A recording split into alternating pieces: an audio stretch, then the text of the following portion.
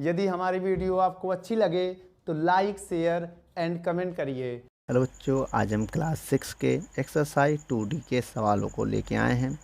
यदि आपने इससे पहले वाले भागों की वीडियो नहीं देखा है तो इसी वीडियो के डिस्क्रिप्शन बॉक्स में जाइए, वहाँ पर लिंक मिल जाएगा।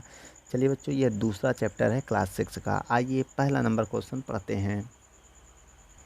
तो बच्चों सवाल क्या कह रहा है, पढ़िए। संख्या रेखा द्वारा विभाजन तथ्यों को बताइए।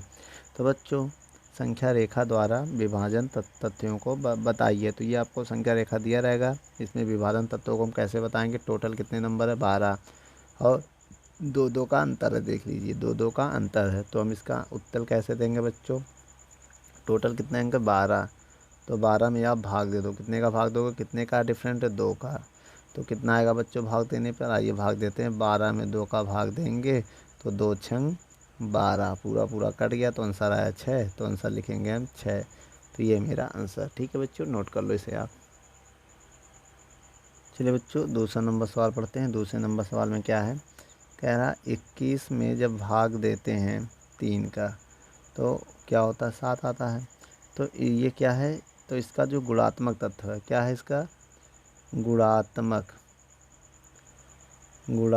तथ्य कितना दिया बच्चों, तथ्य वो दिया है 3 गुणे 7 बराबर 21। भाई 7 में 3 का गुणा करेंगे तो कितना आ जाएगा, 21 आ जाएगा ना, वही बता रहा है। तो आइए ऐसे में इनका बताते हैं।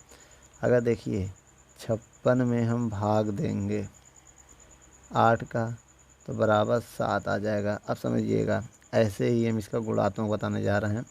बहुत ध्यान से देखिएगा, ये पहला नंबर है दूसरे का। तो गुणात्मक जो इसका तथ्य होगा,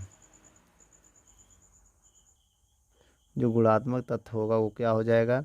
अब जैसे 21 था तो इसके आधार पे देखिए, इसमें देखिए 7, 3 में इसका गुणा हो गया था। तो 8 में क्या करेंगे हम, 7 का गुणा, 8 में 7 का गुणा करेंगे तो 8 सत्ते 56 आ जाएगा। ठीक है, ऐसे ही आइए दूसरा देख लेते हैं, या तो इसी को हम ऐसे भी देख सकते हैं। जब 56 में भाग दिया है 8 का, कितना आया है, 7 आया है। ठीक है, अब ये बटे में है तो इसको उधर भेजेंगे, क्रॉस गुणा नीचे मन मान के गुणे में भेजेंगे। तो 56 एकम 56 बराबर 7 गुणे 8, ऐसे हो जाएगा। ठीक है, इसी को हम ऐसे, इसको पहले इसको बाद में लिख सकते हैं। 8 गुणे 7 बराबर 56। तो ऐसे भी तो हम लिख सकते हैं बच्चों। ठीक है, नोट कर लो। चलिए बच्चों ऐसे दूसरा नंबर सवाल इसी का देख लेते हैं। क्या है दूसरे नंबर सवाल, 66 में भाग देने पर 11 का आएगा 6।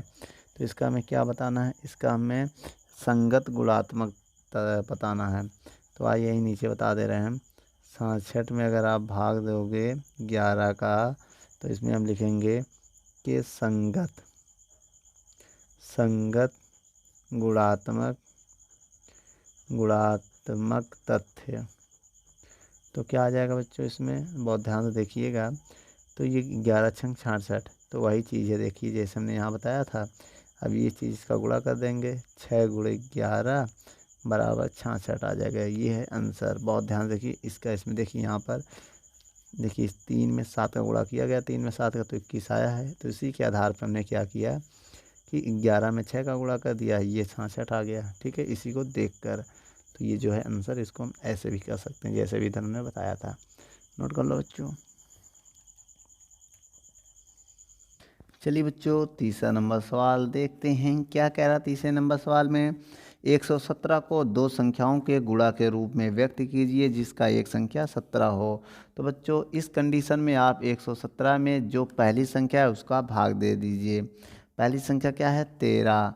आप 13 से भाग देंगे तो 13 नवैया 117 आएगा, पूरा पूरा कट जाएगा। तो आपकी जो पहली संख्या होगी, भाई क्या होगी, गुणा के रूप में व्यक्त करना। जो पहली संख्या होगी वो क्या है, 13। ठीक बेटा, और दूसरी संख्या आपकी क्या होगी, वो क्या होगी बेटा, दूसरी संख्या जो आपकी आएगी वो होगी 9।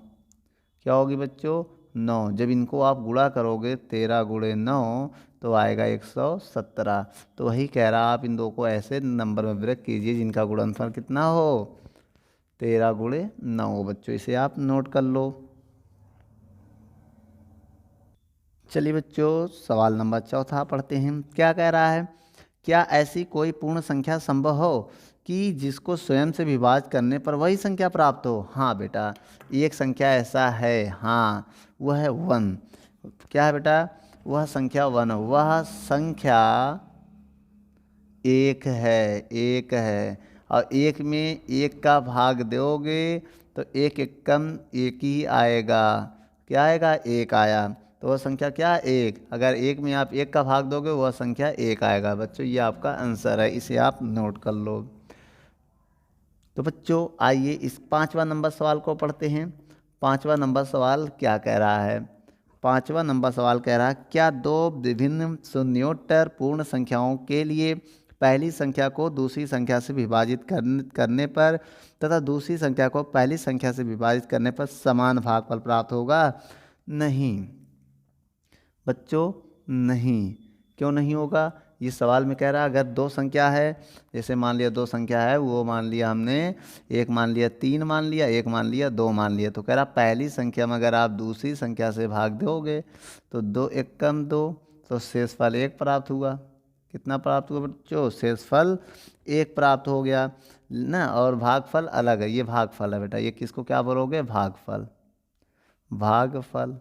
अब लेकिन इसी में उल्टा कह रहा अगर पहली संख्या से दूसरी में भाग दें, भाई पहली संख्या से अब दूसरी में भाग दें तो नहीं होगा, भाग नहीं जाएगा। यहाँ पॉइंट लगाना पड़ेगा, 0 लगाना पड़ेगा, ठीक है। तो 20 होगा, 3 6 18 होगा, तो बच्चों शेषफल यहाँ पर 2 आएगा, अलग आएगा। तो भागफल यहाँ पर जो है वो आपका 0.6 आ गया। कितना आ गया? तो बच्चा इसीलिए बोला हमने नहीं, कभी भी समान भागफल और शेषफल प्राप्त नहीं होगा बच्चों।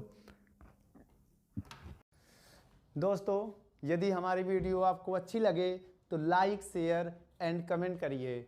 और भी अगर आप किसी टॉपिक पे वीडियो चाहते हैं तो हमारे कमेंट बॉक्स में जाके कमेंट करें, तो हम उस पर बहुत ही जल्द से जल्द वीडियो को बनाएंगे। चलिए धन्यवाद।